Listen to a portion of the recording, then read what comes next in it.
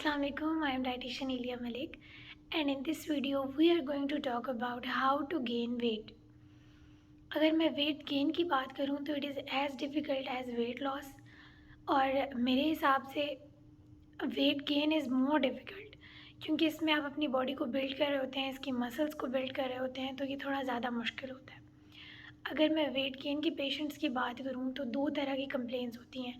एक वो पेशेंट्स होते हैं जो कह रहे होते हैं कि हम बहुत ज़्यादा खाते हैं बट हमारा वेट गेन नहीं हो रहा, और एक वो पेशेंट्स होते हैं जिनको जब कहा जाता है कि आपने कैलोरीज ज़्यादा लेनी है तो वो कहते हैं हमें भूख नहीं लगती, हमसे खाया नहीं जाता। तो हम इन दोनों के ऊपर बात करेंगे। अगर मैं फ़र्स्ट कंप्लेंट को देखूं तो अगर आप बहुत ज़्यादा खा रहे हैं, आपको भूख भी लग रही है, तो आप ये देखें कि आप क्या खा रहे हैं, आपकी फ़ूड चॉइसेस क्या हैं। इसके अलावा आपने ये भी देखना है कि आपको कोई डिज़ीज़ तो नहीं है, जैसे आपको हाइपरथायराइडिज़म या डायबिटीज़ तो नहीं है, क्योंकि इन दोनों डिजीज़ के अंदर पेशेंट का वेट गेन नहीं होता और पेशेंट वीक हो जाता है। तो पहले इन डिजीज़ को क्योर किया जाता है और उसके बाद उसके वेट गेन की तरफ आया जाता है। तो पहले आप अपने चेकअप करवाएं, अपनी रिपोर्ट्स को देखें, उसके अकॉर्डिंग जो है वो अपनी डाइट को मॉडिफाई करें।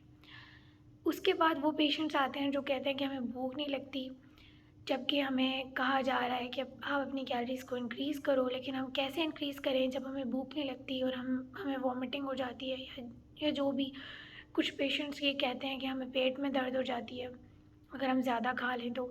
फिर हम स्नैक अगर हैवी कर लें तो हमसे डिनर या लंच नहीं किया जाता, तो उसको हम कैसे लेके चलेंगे ये भी हम देखते हैं। इसका फॉर्मूला सेम वैसे ही है जैसे पोर्शन कंट्रोल का फॉर्मूला होता है for weight loss. Portion control में हम पेशेंट को ये नहीं कह रहे होते कि ये एग्जैक्ट अमाउंट आपने लेनी है, बल्कि हम उसे ये कह रहे होते हैं कि आपने खुद देखना है कि आप कितना खा रहे हैं और उसको कम करना है, उससे आपने अपना पोर्शन रिड्यूस करना है, और फिर आहिस्ता आहिस्ता आपने अपने एक बैलेंस्ड पोर्शन की तरफ आना है। ये एक लंबा जर्नी होता है इसे हम कहते हैं कि पेशेंट जो है अपनी ईटिंग हैबिट्स चेंज कर रहा है। इसी तरह वेट गेन का प्रोसेस भी होता है। इसमें आपने, अगर आपको लगता है कि आप एकदम से बहुत ज़्यादा कैलोरीज़ कंज्यूम नहीं कर पा रहे, तो आपने थोड़ी थोड़ी कैलोरीज़ को हर मील के अंदर ऐड करना है ताकि आपकी बॉडी यूज्ड हो जाए, क्योंकि आपका स्टमक का जो नॉर्मल साइज़ है 12 इंचेस है। आप जब कम खाते हैं तो साइज़ श्रिंक हो जाता है, जब ज़्यादा खाते हैं तो साइज़ बड़ा हो जाता है। तो आप जब आहिस्ता आहिस्ता कैलोरीज़ कंज्यूम करेंगे तो आपका स्टमक की कैपेसिटी बढ़ती जाएगी, और इस तरह से आपकी जो बॉडी होगी वो हैबिचुअल हो जाएगी कि आप ज़्यादा कैलोरीज़ को कंज्यूम करें। अगर मैं फूड्स की बात करूं तो आपने जैसे ब्रेकफास्ट कंज्यूम करना है, तो आपने ये कोशिश करनी है कि आप जितना जो भी चीज़ ले रहे हैं ब्रेकफास्ट के अंदर, भले वो पराठा है, भले वो ब्रेड है, उसके पोर्शन को आप थोड़ा सा इंक्रीज़ करें। और अगर आपको लगता है कि आप ब्रेकफास्ट लाइट रखना चाहते हैं तो आप जो प्री ब्रेकफास्ट स्नैक है वो थोड़ा हैवी रखें। इसके अलावा यहाँ पे ये बात करनी बहुत इम्पॉर्टेंट है कि लोग ये कहते हैं कि आप जंक फूड्स खाएं और इस तरह से आप रिफाइंड कार्ब्स लें और अनहेल्दी फैट्स लें। इससे आप अपनी बॉडी को अनहेल्दी साइड की तरफ लेके जा रहे हैं, आप हेल्दी साइड की तरफ नहीं लेके जा रहे। आपने वेट गेन करना है जिसमें आपका मसल गेन हो, आपका गुड फैट गेन हो, बल्कि आप डिज़ीज़ कंडीशन की तरफ ना चले जाएं। तो बेहतर है कि आप कम्प्लेक्स कार्ब्स ले रहे हों, गुड फैट ले रहे हों, और आप लीन प्रोटीन ले रहे हों। इसमें आपने थोड़े थोड़े पोर्शंस इंक्रीज़ करते जाना है, फ़ैट के भी और प्रोटीन के भी और कार्ब्स के भी, जितने भी आप दिन में मील्स ले रहे हैं उनके अंदर। इसके अलावा आई विल रिकमेंड कि अगर आप 3 मेजर मील्स ले रहे हैं अपने दिन में, तो आप ये कोशिश करें कि 6 मील्स लें जिसमें 3 मेजर मील्स हों, और 3 जो हैं वो प्री ब्रेकफास्ट, प्री लंच या प्री डिनर, इस तरह से आपके स्नैक्स हों। इससे ये होता है कि आपकी बॉडी जो होती है वो अ, एक चीज़ को थोड़ा थोड़ा करके जब आप उसे खा रहे होते हैं या पोर्शंस में खा रहे होते हैं तो उसे रेगुलेट करने में टाइम लगता है और आप आराम से ज़्यादा कैलोरीज कंज्यूम कर सकते हैं।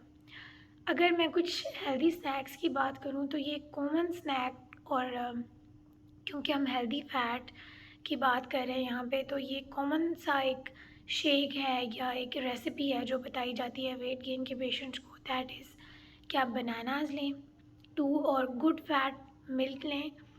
साथ आप खजूरें ले सकते हैं, बादाम ले सकते हैं। ये चीज़ें नॉर्मली बताई जा रही होती हैं पेशेंट्स को।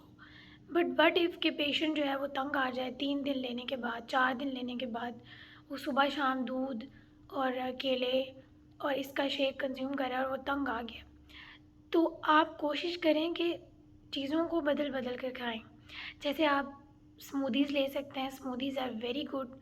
आप कोई भी फ्रूट लें, 2-3 तरह के फ्रूट्स ले सकते हैं, उसके अंदर आप ग्रीक योगर्ट ऐड करें या गुड फैट योगर्ट ऐड करें। इसके अलावा आप उसके अंदर ड्राई फ्रूट्स ऐड कर सकते हैं और उसको आप कंज्यूम करें। उसको मज़ेदार बनाने के लिए आप उसके अंदर स्टीविया ऐड करें, हनी ऐड करें, सिनेमन ऐड करें या फिर पीनट बटर ऐड करें। It's up to you.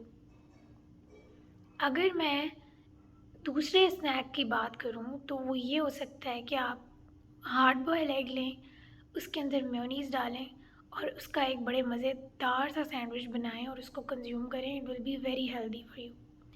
और पोटैटो भी बहुत अच्छा होता है जो पेशेंट्स गेन करना चाहते हैं। और आप बॉयल फॉर्म में भी ले सकते हैं, लेकिन आप फ्राइज़ भी बना सकते हैं। और फ्राइज़ का ये होगा कि आपने जो ऑयल है वो घर का होना चाहिए और कोशिश करें कि ऑलिव ऑयल में बना लें उसे, या फिर अगर आप बना ही रहे हैं किसी भी और घी में तो कम घी इस्तेमाल करें और घी एब्ज़ॉर्ब कर लें। और लेकिन इसका बेस्ट वे ये है कि आप उसको एयर फ्राई कर लें या आप उसको बेक कर लें पोटैटो को। वो भी बहुत ही अच्छा और हेल्दी ऑप्शन हो सकता है एज अ स्नैक। इसके अलावा वॉक की अगर मैं बात करूँ तो उन पेशेंट्स के लिए वॉक और एक्सरसाइज बहुत ज़रूरी है जो वेट गेन करना चाहते हैं। ऑल्दो ये एक मिथ है कि पेशेंट्स जो वेट गेन करना चाहते हैं उनको तो वॉक की ज़रूरत ही नहीं।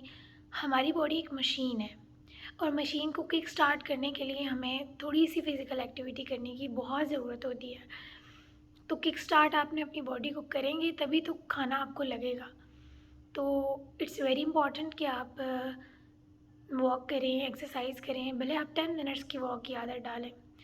और बाकी वही फैक्टर्स हैं जो वेट लॉस के पेशेंट के लिए इंपॉर्टेंट फैक्टर्स होते हैं, that is stress and sleep. आपको स्ट्रेस को रिड्यूस करना है और आपकी 8 आवर्स की साउंड स्लीप मस्ट होनी चाहिए आपकी रूटीन के अंदर।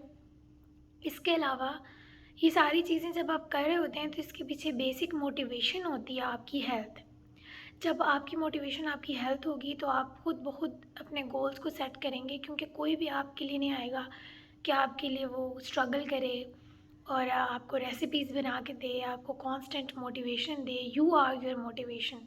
सो आपको खुद ही ये करना पड़ेगा और स्मॉल स्मॉल स्टेप्स लें ताकि वो लॉन्ग टर्म में इफ़ेक्टिव हों। Hope you find this video informative. अगर आपको ये वीडियो इन्फॉर्मेटिव लगी है तो kindly subscribe to my channel. Till next time, अल्लाह हाफिज़।